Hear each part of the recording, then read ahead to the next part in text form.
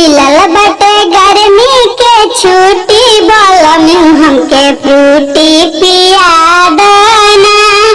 मिलल बटे गर्मी के छुट्टी बलम हमके फ्रूटी पिया दाना।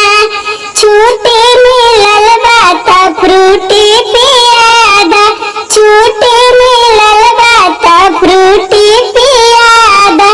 न तो हम जाइब रूसी बलम हमके फ्रूटी पिया दाना।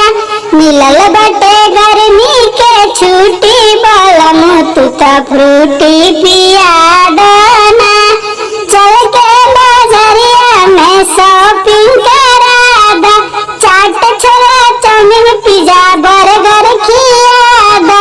पातर देह तबे हमारे जूटी बलम हमके फ्रूटी पिया दाना।